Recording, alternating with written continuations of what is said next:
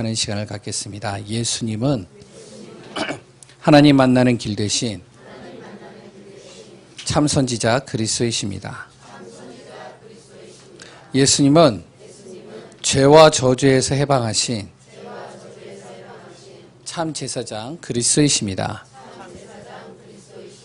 예수님은 사단의 세력을 멸하신 만왕의 왕 그리스도이십니다. 예수 그리스도는 우리 마음속에 영원히 함께 계십니다. 아멘. 이 고백이 날마다 우리의 고백이 되어지시기를 소원합니다. 지금 나라가 굉장히 시끌시끌하죠.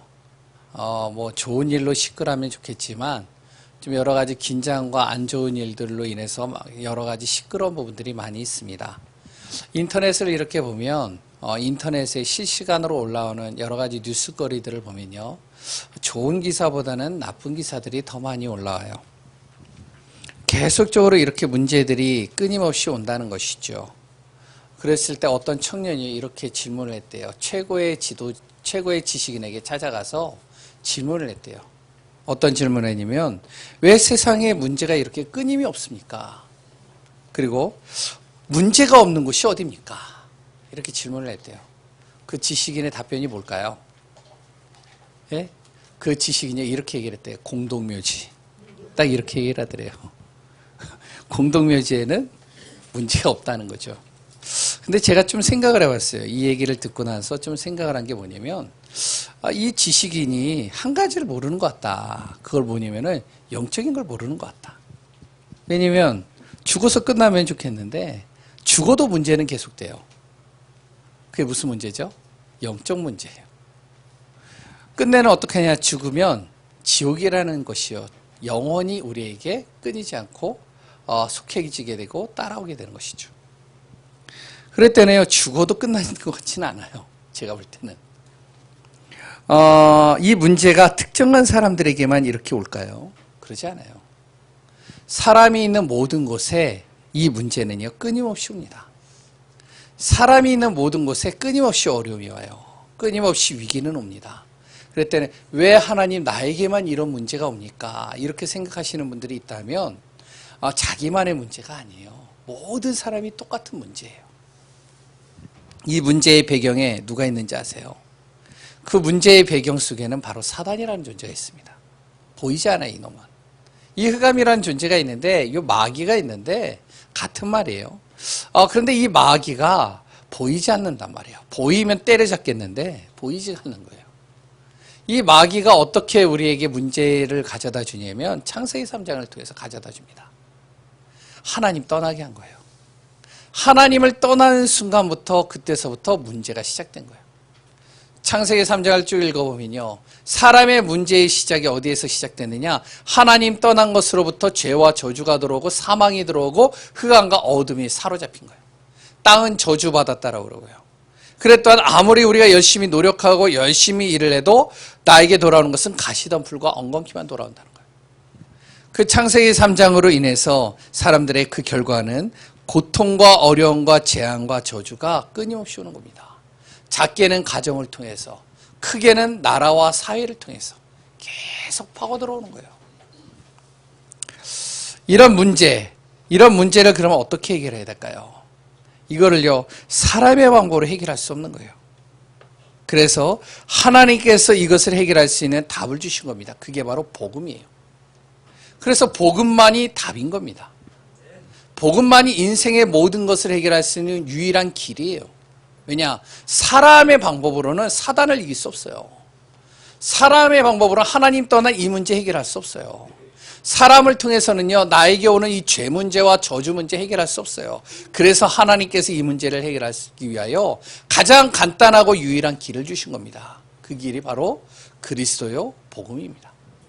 그래서 우리는 그 복음 안에서 답을 얻어야 돼요.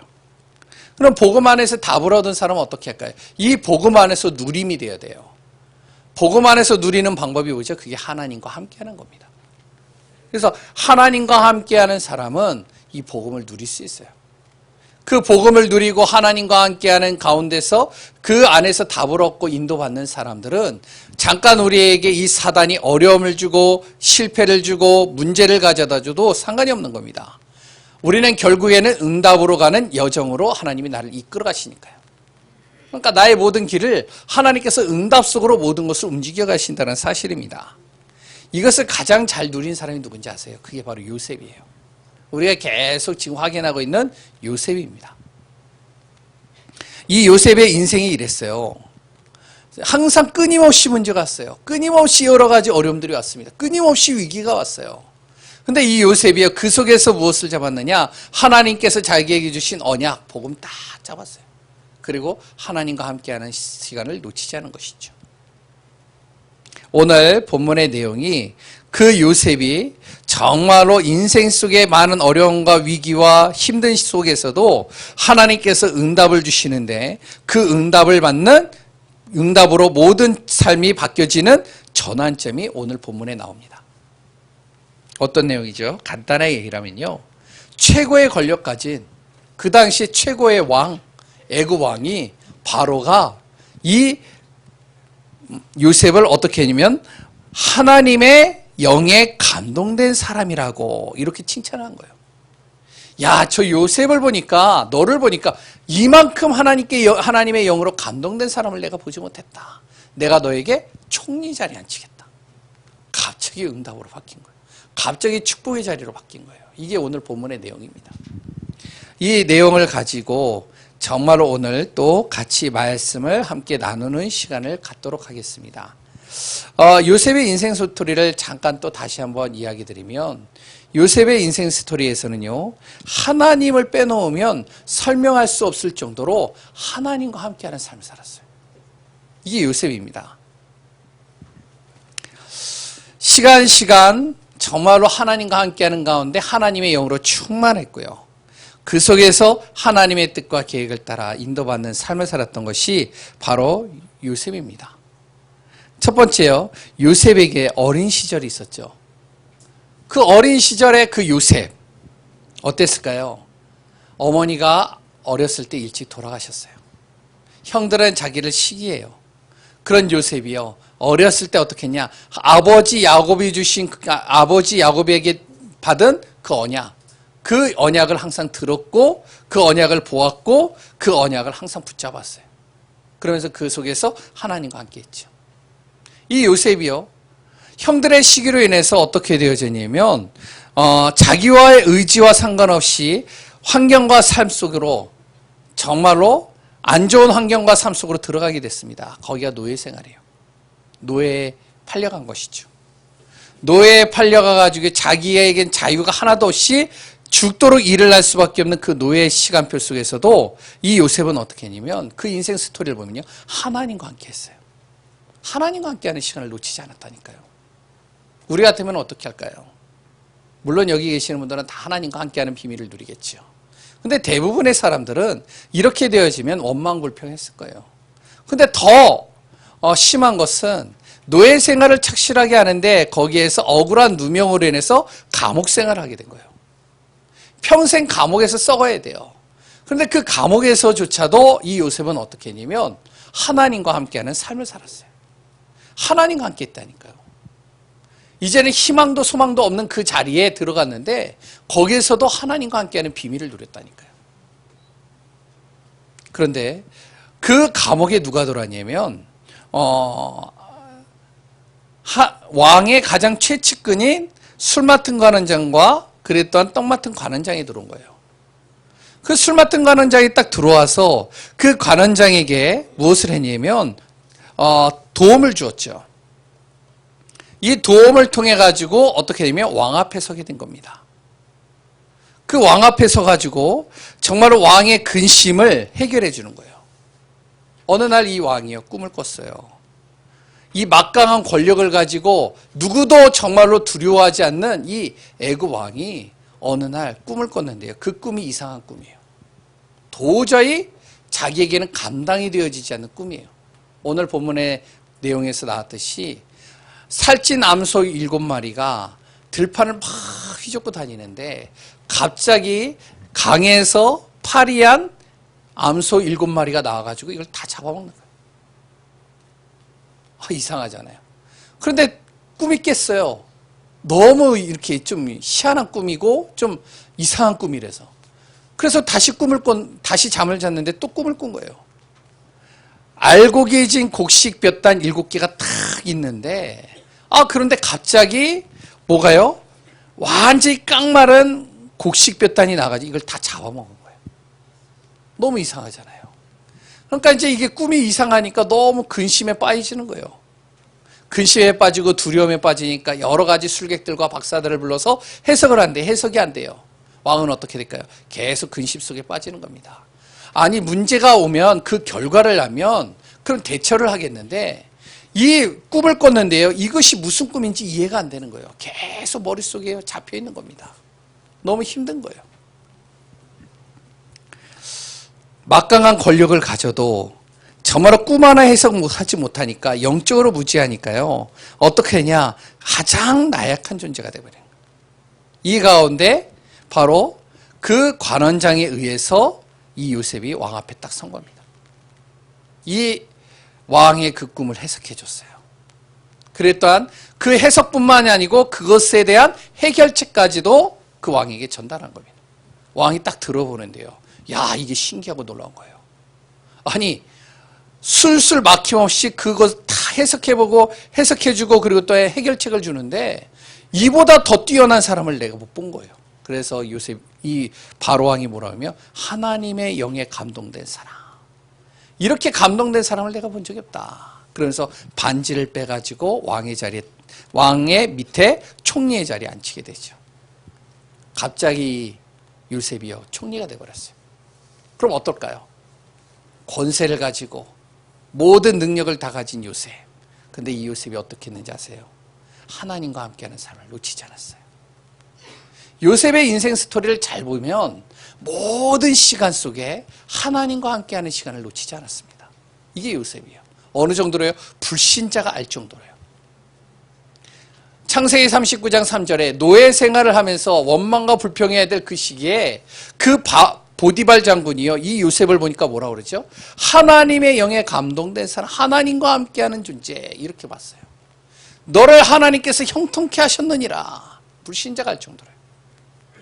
간수장이가 감옥에 있는 그 요셉을 보면서 뭐라 그러면 하나님과 함께하고 하나님의 은혜 속에서 형통케 한 자, 이렇게 고백을 했어요.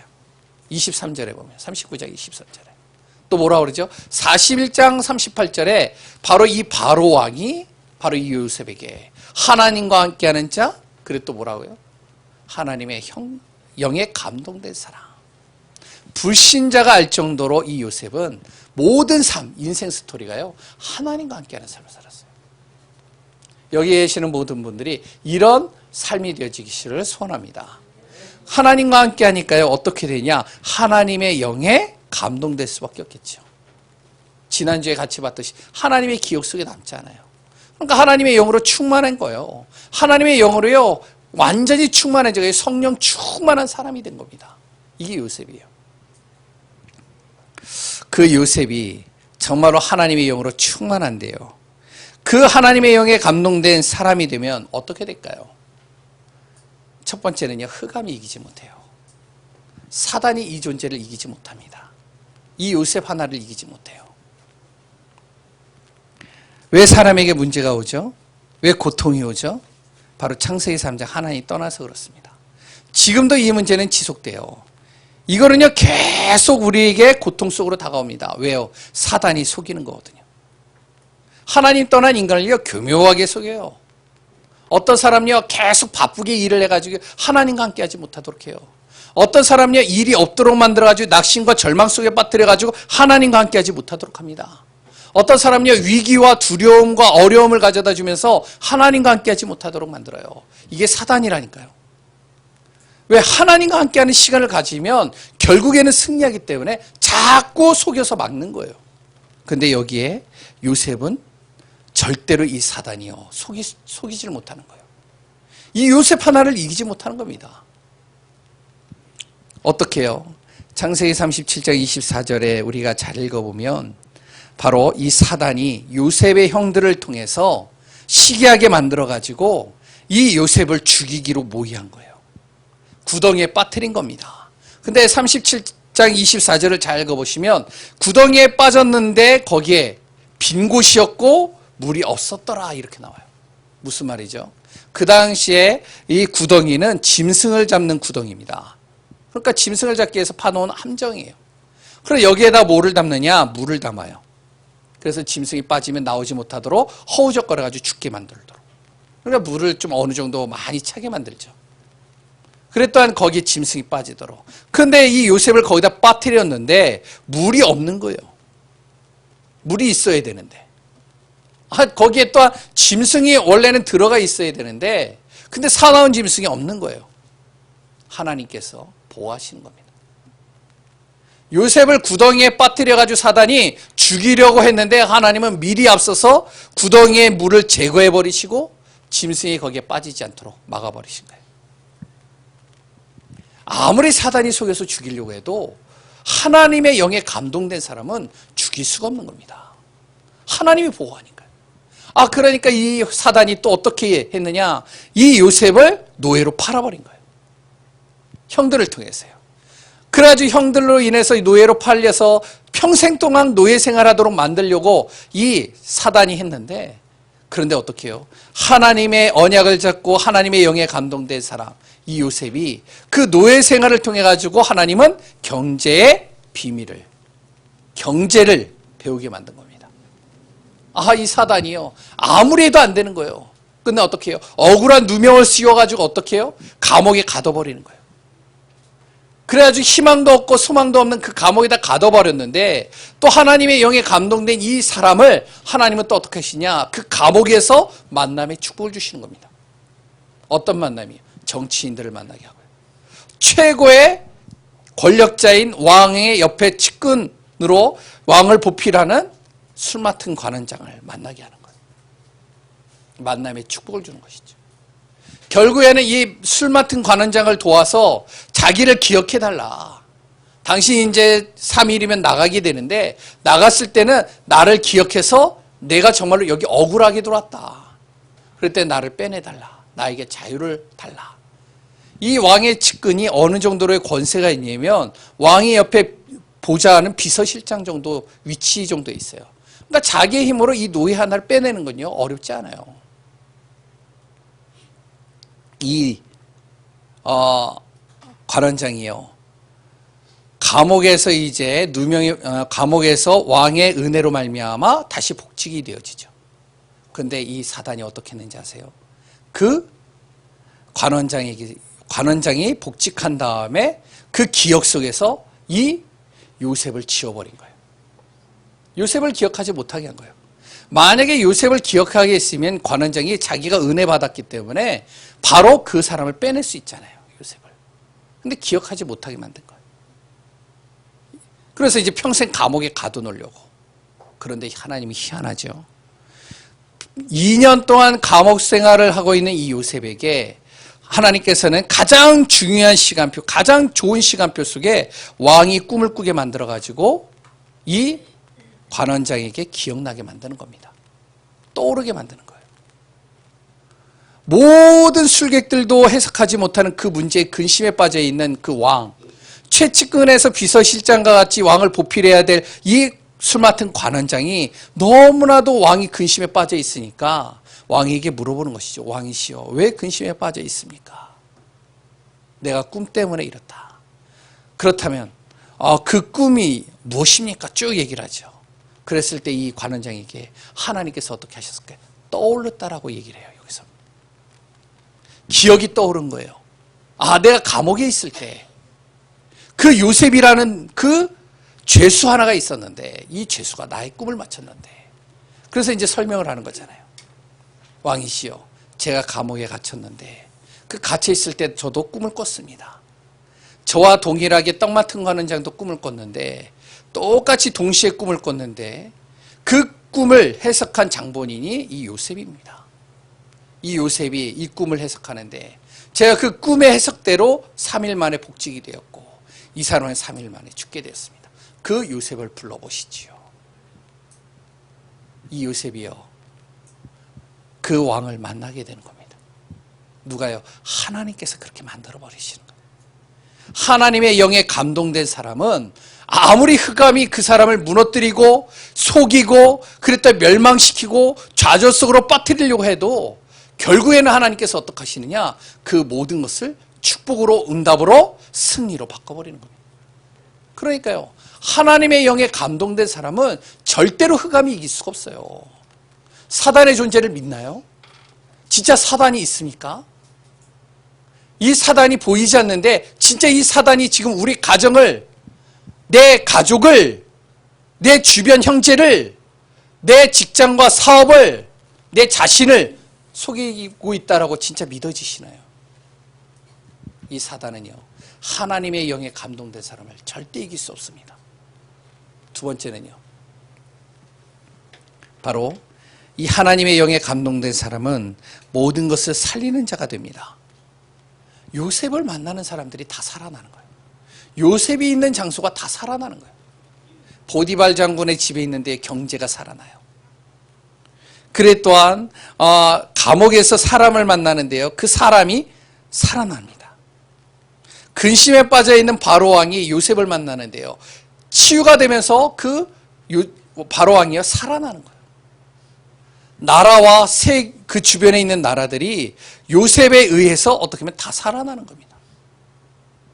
하나님의 영에 감동된 사람은 어느 곳에 있든지 간에 모든 것을 다 살립니다. 왜요? 하나님이 함께 하시기 때문에, 하나님이 역사하시기 때문에. 세 번째는요, 하나님의 영에 감동된 사람은 세상 중심에 서게 됩니다. 아웃사이드에 있는 자가 아니에요. 세상 중심에 서게 돼요. 바로 요셉이 그랬죠. 요셉이라는 한 사람, 세상은 복음 가진 이 사람, 이 중심으로 모든 것이 움직여지게 되어져 있습니다. 창세기 41장 41절에서 44절을 잘 읽어보시면 나오죠. 바로 요셉이요 총리가 됐어요. 총리가 됐는데 그냥 총리가 아니에요. 이 왕이 어떻게 했냐면 반지를 빼가지고 이 요셉에게 끼워줬어요.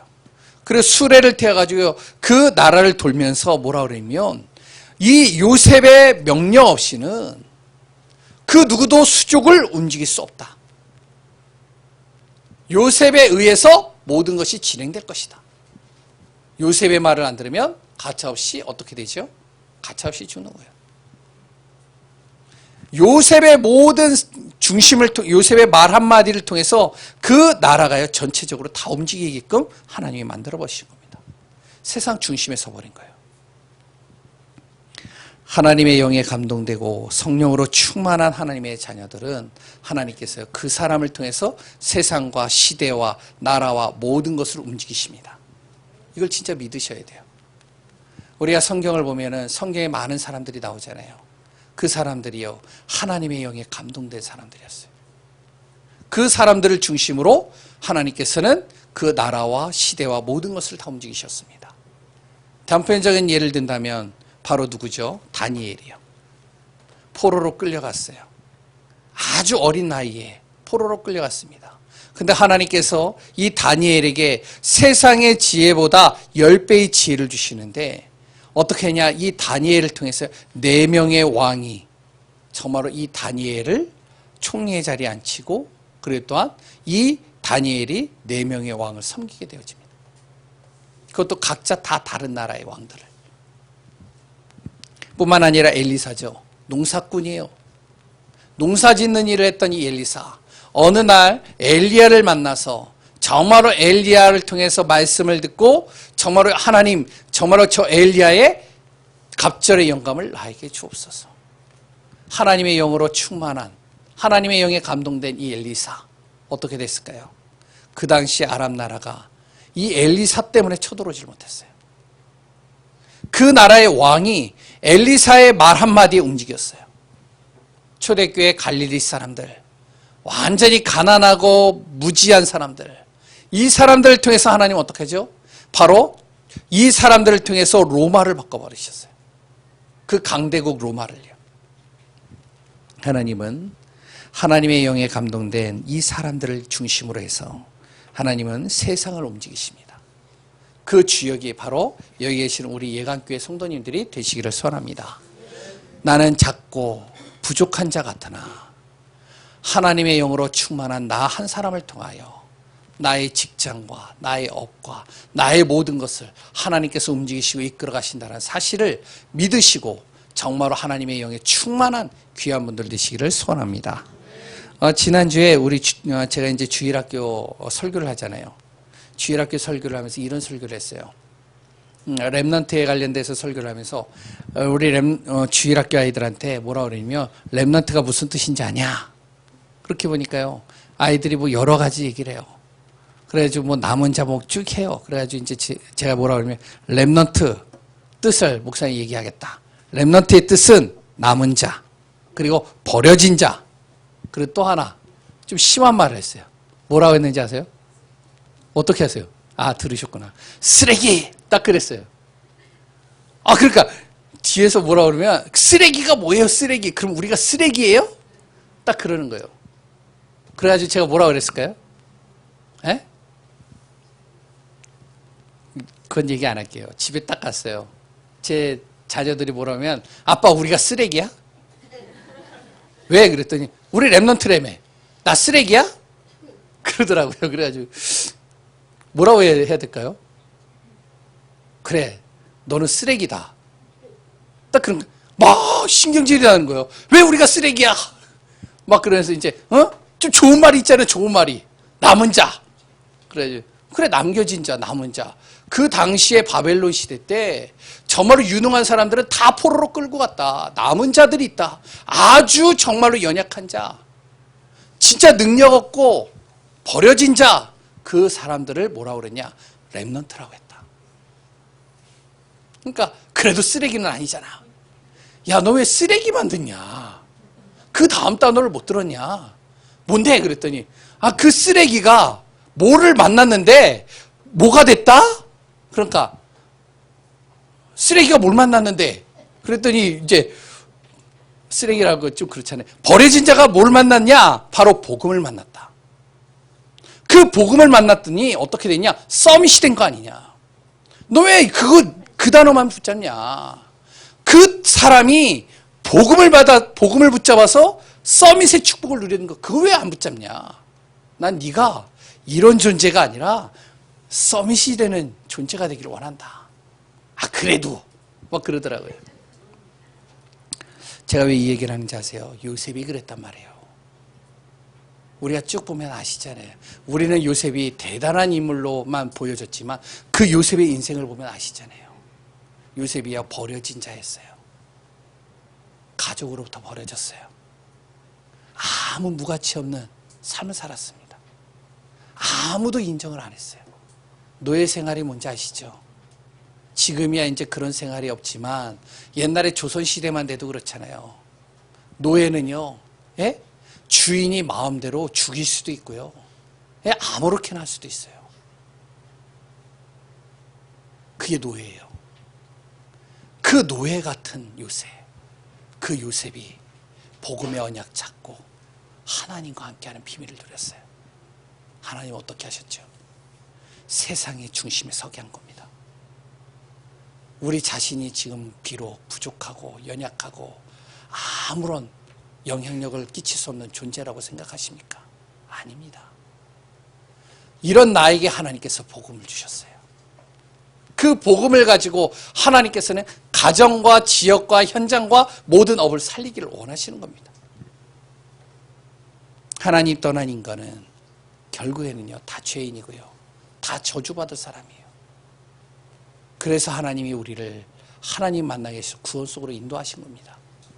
오늘 우리 귀한 분들이 하나님의 영에 감동된 하나님의 영으로 충만한 귀한 분들이심을 날마다 고백하며 승리하시기를 소원합니다. 그러면 지금 우리가 사는 시대에 지금 어떤 사람이 필요한지 아시겠죠? 하나님의 영으로 충만한 사람이 필요한 거예요. 다른 사람이 필요한 게 아니에요. 박사가 필요한 게 아니고요. 지식인이 필요한 게 아니고요. 성공한 사람이 필요한 게 아니고요. 돈 많은 사람이 필요한 게 아닙니다. 지금 이 시대는요, 하나님의 영으로 충만한 사람이 필요한 시대예요. 디모데후서 3장에 보면은 이런 내용이 나옵니다. 말세에 분명히 고통하는 때가 이르리니 많은 사람들이 자기를 사랑하고 돈을 사랑하고 그래 또한 자랑하고 교만하고 그리고 사람을 비방하고 감사치 못하는 자가 되어졌는데 어떻게 해요? 경건의 모양은 있는데 경건의 능력이 없는 시대다. 지금 시대가 그런 시대예요. 경건의 능력이 없으니 어떻게 해요? 교회가 문을 닫아요. 예배 시간들이요 계속 줄어듭니다. 미국 같은 경우는요 주일날 한 번만 예배 드리세요. 일주일 내내. 수요예배도 없고요. 금요기도회도 없고요. 새벽 예배 없어요. 주일날도 너무 힘들어요. 목사님 우리 좀 쉽시다. 너무나도 세상이 너무나도 힘들어요. 목사님이 우리 정말 일하는 거 한번 보셨습니까? 목사님 너무 힘들어요. 주일날 딱 한 번만 예배 드립시다. 페스티벌하게. 그러면서 또 그 주일날 예배 드리는 그 시간도요. 어떻게 드리냐? 목사님 예배 형식을 바꿉시다. 좀 자유롭게 드립시다. 좋죠. 어떻게 됐을까요? 예배 시간은 점점 줄고요. 성도는 힘을 잃고요. 경건의 모양은 있는데 경건의 능력은 사라지고요. 교회는 문을 닫습니다. 계속 미자립화되어지는 거예요. 그러다 보니까 기도는 할 수가 없어요. 당연히 어떻게 되죠? 예배소서 2장 1절에서 3절에 그 상태가 되는 겁니다. 허물과 죄로 죽어버리고요. 세상의 풍습과 공중권세 잡은 자, 악한 영에 완전히 시달리고요. 육신의 소욕을 쫓아가는데 진노의 자녀가 되는 거예요. 이런 시대 속에 하나님께서는 하나님의 영에 충만한 교회와 지금 사람이 필요하다라고 말하고 있습니다. 왜 이런 사람이 필요하냐? 아무도 못 보는 것을 봐야 되거든요. 아무도 줄 수 없는 답을 줘야 되거든요. 아무도 못 보는 게 뭐죠? 바로 하나님 떠난 사람들이 사단이 만들어 놓은 12가지 문제에 걸려 있는 거예요. 이거는 아무도 못 봐요. 어떤 문제에 걸려 있을까요? 창세기 3장, 6장, 11장입니다. 하나님 떠난 순간 내 기준, 내 중심, 그러다 물질과 성공 중심으로 달려가요. 그러다 한계에 부딪히죠. 자기의 힘으로 할 수 있다라고 생각을 했는데 한계에 딱 부딪히는 거예요. 그러니까 어디로 들어갈까요? 그러다 보니까 다른 신을 찾는 거예요. 무속과 점술과 우상 속으로 들어가는 겁니다. 그래서 많은 나라에 역사를 쭉 보면요. 다 무엇하고 연결이 되어져 있으면 우상하고 다 연결되어져 있습니다. 모두 유적지들이요. 다 우상이에요. 왜요? 무속과 점술과 우상. 끝내는요. 사람들은요. 불신자 상태에서 벗어나지 못하는 겁니다. 마음이 평안하지 못하고요. 정신적으로 스트레스 받고 힘들고요. 삶에는 문제가 오고요. 삶 자체가 지옥과 같은 인생 살고요. 그러다가 정말 이 삶이 자녀들에게 그 고스란히 전달되고요. 결국에는 다 무너지는 거예요. 이런 시대 속에 이것을 볼 수 있는 눈이 없어서 자기가 어디에 빠져 있는지 모르고 그냥 무너져 있는 겁니다. 이것을 볼 수 있는 자. 이 사람들에게 아무도 줄 수 없는 답을 줄 수 있는 사람. 그게 뭐죠? 그리스도 복음입니다. 하나님의 절대 계획인 이 복음 가지고 땅끝까지 이 복음을 증거할 수 있는 그 한 사람. 그 사람이 하나님의 영에 충만한 사람입니다. 하나님의 영에 충만한 사람은 아무도 못하는 것을 할 수 있어요. 지금 많은 젊은이들이 교회를 떠납니다. 과학도 발달하고 많은 것들이 발달을 해요. 그러다 보니까 너무나도 좋아요. 문화 혜택이 너무 좋고요. 즐길 거리들이 많아요. 재미난 것들이 너무 많아요. 그러니까요. 많이 이렇게 즐기고 노는데 육신적인 즐거움은 있는데 그런데 어떻게 해요? 어느 순간 자기도 모르게 찾아오는 허무와 공허와 문제들은 끊임없이 다가오는 거예요. 뿐만 아니라 이런 시간표 속에서 어떤 단체도 살릴 수 없는 심각한 현장들이 곳곳에 계속 일어나는 겁니다. 지금 문제들이 다 그 문제들이거든요. 여기에 지금 우리 자녀들이 다 노출되어 있어요. 우리 자신이 노출되어 있다니까요. 그게 뭐죠? 제3문화권 속에 있는 아이들이에요. 이들은요, 교육도 못 받아요. 제가 거제도에서 있었잖아요. 지금도 이 서울에도 그런 다민족들이 많은데 거제도에 딱 가 있으니까 뭐가 이제 제가 청소년 사역을 하니까 조사를 해봤어요. 청소년들을요. 다민족들을 한번 조사했어요. 그때 메시지가 그렇게 나왔으니까. 다민족을 조사했는데 그 다민족들이요. 초등학교에 딱 들어가는데요. 한 60%, 70%다 어떻게 하면 초등학교 졸업을 해요.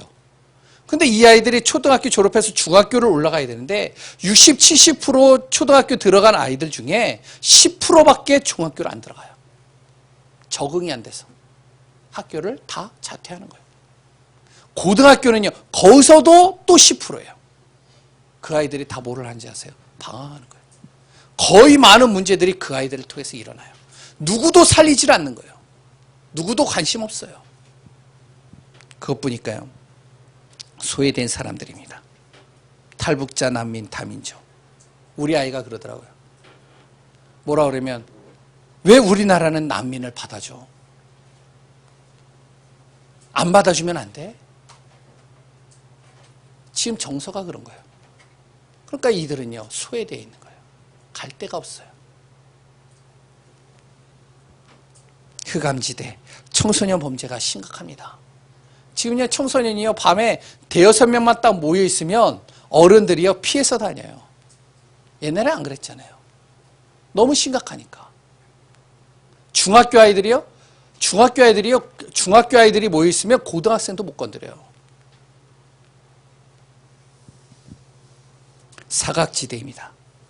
병든 사람들이에요. 아무도 신경 쓰지 않아요, 이 사람들은. 재앙지대.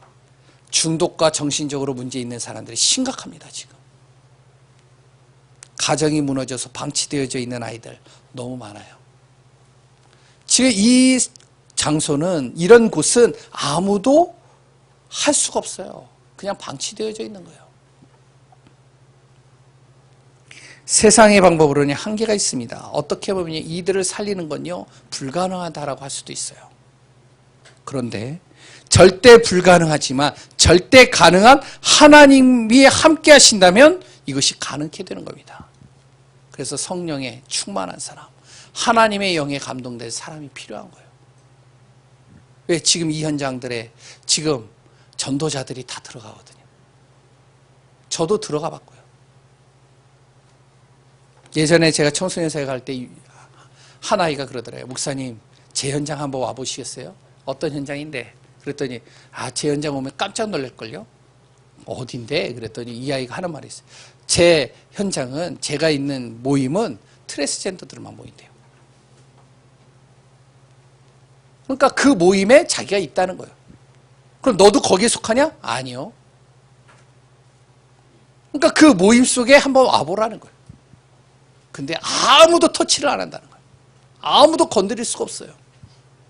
이 아이들이 방황하고요, 상처받고요, 지금 굉장히 힘들어하는 거예요.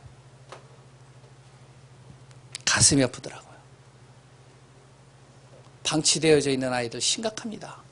제가 청소년 사역을 하는데 아버지하고 어머니가 정말로 싸움을 이렇게 이제 좀 불화가 일어났어요. 아버지는 교도소로 들어가고 엄마는 무기력해요. 두 자녀가 있는데 그 자녀가 중학교 1학년이고 하나는 초등학교 3학년 아이예요. 제가 너무나도 아끼는 아이들이었어요. 한 아이가 어떻게 됐냐, 학교에서 일진들에게 시달려가지고요, 일진들에 시달려가지고 계속 그 피해 다니다가 저한테 이제 전화를 한 거예요. 제 전화를 못 받았어요. 이 아이가 너무도 자기 문제를 말할 사람도 없고 이것을 해결해 줄 수 있는 사람도 없다 보니까 끝내는 어떻게 도망가다가 저 경상도로 도망간 거예요. 돌아왔는데 몸이 만신창이가 돼버렸어요. 한 아이는요, 심각한 문제 속에 빠져가지고 중학교 2학년 아이인데 임신을 해가지고 왔어요. 제가 그 아이 옆에 놓고 울면서 그 아이에게 복음 전했어요. 누구도 가지 않고 누구도 도와주지 않고 누구도 할 수 없는 방치되어져 있는 현장 너무 많습니다. 누가 가야 될까요? 많은 사람들은요, 이곳을 왜 안 가는지 아세요? 이익이 안 돼요. 유익이 안 돼요. 그래서 다 방치되어져 있습니다. 아무도 가지 못하는 현장은 더 많습니다. 무속, 흑암, 흑암에 갇힌 현장, 불치병에 걸린 사람 아무도 안 가는 거예요. 누가 갈 수 있느냐? 하나님의 영에 감동된 사람. 이 사람이 지금 필요한 거예요. 하나님의 영에 감동된 사람, 이 사람을 통해서 하나님은 이 현장을 살리기를 원하시는 겁니다.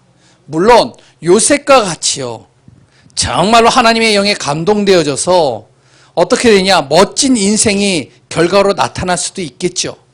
그러나 요셉과 같이 그런 인생의 결과가 나타나지 않을 수도 있습니다.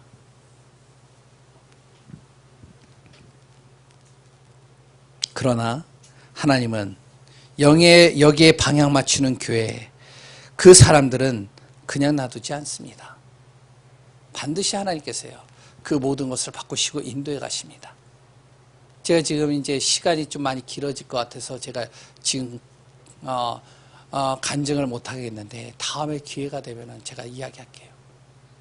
한 사람의 전도자가 그냥 세워지는 게 아니에요. 그 응답과 축복이 여기 계시는 우리 교회 성도님들을 통해서 되어질 것을 믿습니다. 나의 영적인 상태를 그럼 점검해 보시기 바랍니다. 과연 나는 복음으로 충만하고 있는가? 하나님과 난 동행하는 삶을 살고 있는가?